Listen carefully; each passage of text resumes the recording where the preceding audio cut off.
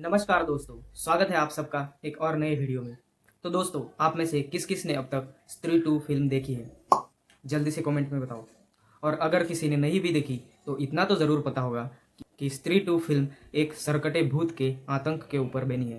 एक ऐसा urban legend, एक ऐसा भूत जिसका सर और धड़ दोनों अलग अलग है। मतलब कि जिसका ये पार्ट और ये पार्ट दोनों अलग है।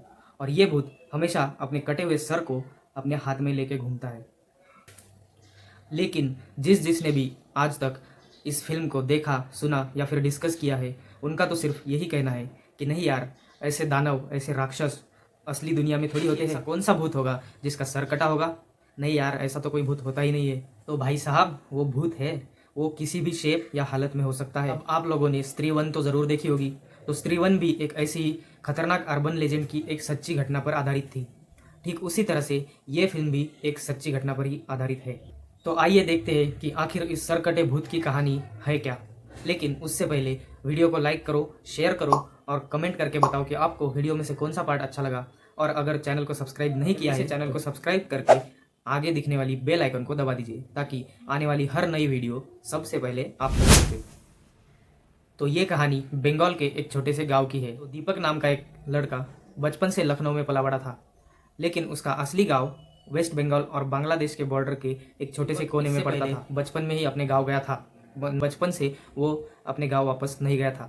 लेकिन अब उसके माता पिता की मौत के बाद उसके परिवार में बची थी सिर्फ उसकी एक बूढ़ी नानी। दीपक उसी नानी को अपने साथ लखनऊ ले जाने के लिए आज गांव जाने वाला था। बारिश का मौसम था, इसलिए तो जैसे ही वो अपने गांव पहुंचा तो उसने देखा कि उसके गांव की जो मेन सड़क है वो तेज बारिश की वजह से पूरी खराब हो चुकी है। अब गांव की सड़कें कैसी होती है ये तो आप सबको पता है। तो अब जब गाड़ी आगे नहीं जा सकती तो दीपक सोचता है कि गाड़ी को यहीं पे साइड में लगा के पैदल चलना अच्छा रहेगा। तो दीपक जैसे ही गाड़ी से उतरता है और पैदल चलने लगता है।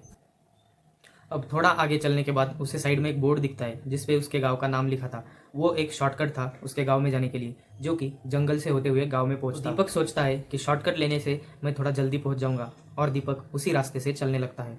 लेकिन उसे ज़रा भी अंदाज़ा नहीं था कि ये रास्ता चुनना उसके ज़िंदगी की सबसे बड़ी गलती होने वाला है। आज जो घटना उसके साथ होने वाली थी उसे वो भूल कर भी अपनी पूरी ज़िंदगी में कभी भी भूल नहीं सकता था। शाम ढल रही थी। उस पूरे रास्ते में दीपक के अलावा कोई भी नहीं था, ना कोई जानवर, ना कोई इंसान, कोई भी नहीं। पूरा रास्ता बिल्कुल सुनसान पड़ा था। अब दीपक अपनी ही धुन में बस चले जा रहा था, लेकिन थोड़ी दूर जाने के बाद उसे कुछ अजीब सा भारीपन महसूस होने लगा। उसे लगने लगा कि दूर किसी पेड़ के पीछे से कोई एक 10 फीट का इंसान जैसा कुछ उसे भी वो अपने मन में सोचता है कि छोड़ो यार, कोई जानवर होगा जो झाड़ी के पीछे छिपके मुझे देख रहा होगा। तो इस वजह से वो थोड़ा तेज चलने लगता है। जैसे ही वो तेज चलने लगता है तो तुरंत उसके पैर के नीचे कुछ आ जाता है और उस चीज़ से टकरा कर वो धड़ाम से नीचे गिरता है। अब जैसे तैसे करके दीपक ने अपने आप को संभाला और उठा, और जब वो पीछे मुड़ के देखता है तो लिटरली उसके रोंगटे खड़े हो गए, क्योंकि जिस चीज़ से वो टकराया था कुछ और नहीं बल्कि एक कटा हुआ इंसानी सर था जो कि बिल्कुल सड़ चुका था। और उसे देखते ही दीपक बहुत तेज वहाँ से भागने लगा। भागते जैसे तैसे करके दीपक बहुत तेजी से उस जगह से बाहर निकला और कुछ भी करके जल्द से जल्द अपने गांव पहुंच गया। उसकी नानी ने दरवाज़ा खोला तो उसकी नानी उसे देखकर बहुत खुश थी, क्योंकि बहुत सालों बाद वो उसे देख रही थी। और साथ ही साथ हैरान भी थी, क्योंकि उसके कीचड़ में सने हुए कपड़े देखकर उसे बहुत ज़्यादा हैरानी हो रही। नानी ने दीपक से पूछा कि क्या हुआ, तो दीपक ने उसे बताया कि वो जंगल के रास्ते से होते हुए आया है और वहाँ पे उसे एक कटा हुआ सर दिखा। ये बात सुन के नानी का चेहरा बिल्कुल सफ़ेद पड़ गया। अब नानी उसे बताती है कि वो रास्ता कई सालों से बंद है, गांव का कोई भी इंसान वहाँ से आता जाता नहीं है, क्योंकि उस रास्ते पे स्कोंदो काटा यानी सरकटा रहता है। इसी वजह से वो रास्ता सालों से सुनसान पड़ा है। इसके पीछे की एक कहानी है। कहानी ये है कि उस गांव में बहुत सालों पहले एक लंबा सा पहलवान लड़का रहता था और उसे एक लड़की से प्यार हो गया था।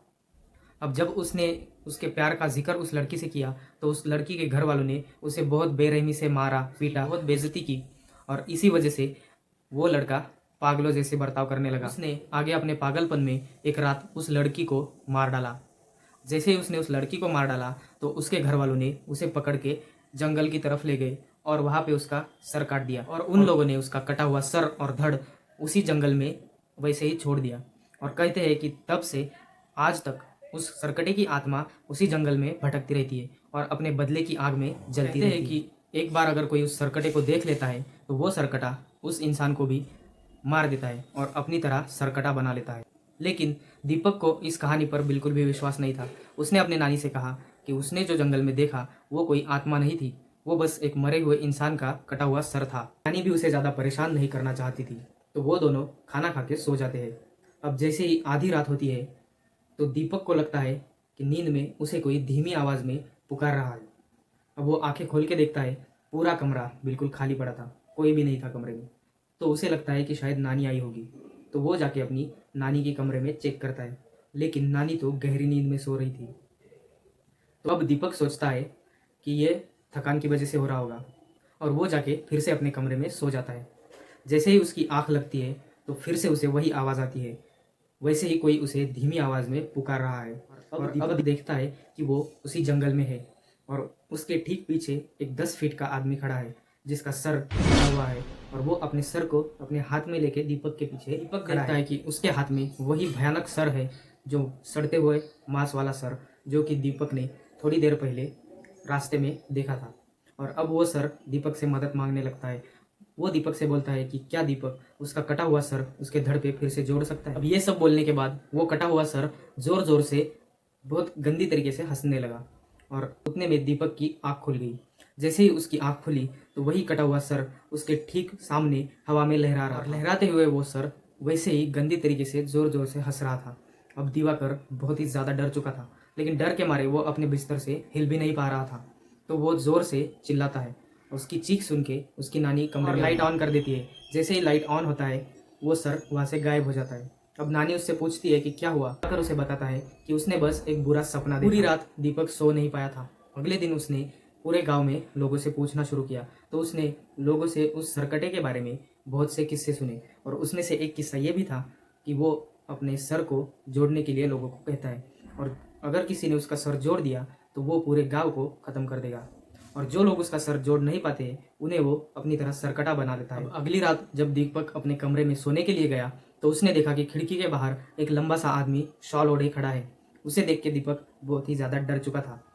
उतने में ही उसे महसूस होता है कि वो कटा हुआ सर उसके पीछे है और अपने बालों से उसका गला दबा रहा है। इससे पहले कि वो कुछ कर पाता उसे कमरे में एक तेज हवा का झोंका महसूस हुआ, और तुरंत ही वो बेहोश। देर बाद जब दीपक की आँख खुली तो उसकी नानी उसके सामने बैठी थी। तो दीपक जोर जोर से रोने लगा और अपनी नानी को उसने सारी बात बताई सरकटे के बारे में, जो उसके साथ पिछले 2 दिनों से हो रहा था। वो सब कुछ उसने नानी को डिटेल में बताया। अब सारी बातें सुन के उसकी नानी बहुत ही ज़्यादा घबरा उठी, और उन दोनों ने डिसाइड किया कि सुबह होते ही सबसे पहले वो इस गांव को छोड़कर चले जाएंगे।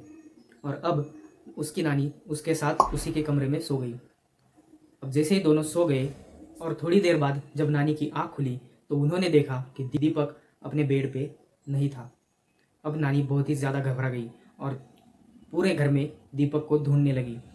पूरे घर में इधर उधर ढूंढने के बाद भी नानी को दीपक जब नहीं मिला तो नानी बहुत ही ज़्यादा घबरा गई और बाहर जाके गांव वालों से मदद मांगने लगी, क्योंकि उन्हें डर लग रहा था कि कहीं वो सरकटा दीपक को ले तो नहीं गया अपने साथ।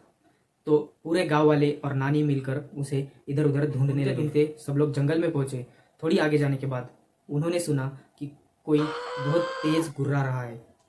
थोड़ा आगे जाने के बाद उन्होंने देखा कि दीपक अपने हाथ में एक तलवार लेके सामने खड़ा है और उसकी आंखें पूरी तरह से सफ़ेद हो चुकी है और वही गुस्से में बहुत तेज तेज गुर्रा रहा था, जैसे कि वो बिल्कुल पागल हो चुका हो। अब नानी ने उसे आवाज़ लगाई।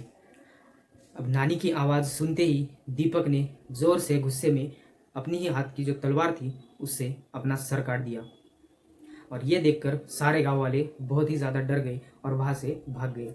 अब सालों बाद लोगों ने किसी को सरकटे के हाथों मरता हुआ देखा था, और इस घटना से पूरा गांव इतना ज़्यादा डर चुका था कि उसके 2 दिन के अंदर सारे लोगों ने उस पूरे गांव को खाली कर दिया। और वो कहते हैं कि बंगाल के उस जंगल में अब एक नहीं बल्कि कई सारे सरकटे घूमते हैं और उन्हें स्कोंदा कोटा या फिर सरकटा कह के जाना जाता है। और उतना ही नहीं बल्कि हमारे देश के हर कोने में सरकटे का भूत अलग अलग नामों से जाना जाता है। जैसे कि महाराष्ट्र में उसे मानकाप्या बोलते हैं और बाकी पूरे देश में उसे सरकटा बोला जाता है। इस सरकटे भूत के ऊपर बहुत सी कहानियाँ, बहुत सी फिल्में भी आज तक बन चुकी है, और इंडिया में ही नहीं बल्कि बाहर के देशों में भी इसके ऊपर बहुत सी कहानियाँ बनी हैं, जिसमें ये दिखाया जाता है कि एक सरकटा घोड़े पे आता है जिसके हाथ में तलवार होती है, सब कुछ होता है लेकिन उसका सर नहीं होता है। तो दोस्तों, अगर आपको ये स्टोरी, ये वीडियो अच्छी लगी तो वीडियो को ज़्यादा से ज़्यादा लाइक करो, शेयर करो और कमेंट में ज़रूर बताओ कि अगर आपको ये स्टोरी अच्छी लगी है और आप इसका पार्ट 2 भी चाहते हैं तो जल्दी से कमेंट करो पार्ट 2 के लिए। पार्ट 2 में मैं एक और ऐसी बहुत ही मज़ेदार सरकटे की कहानी आपके लिए लेके आऊँगा। और चैनल को सब्सक्राइब करके बेल आइकन को ज़रूर दबा देना ताकि आने वाली हर नई वीडियो सबसे पहले आपके पास पहुँचे। तो चलिए मिलते हैं अगले वीडियो में एक ऐसी ही किसी इंटरेस्टिंग कहानी के साथ। तब तक के लिए स्टे ट्यून्ड।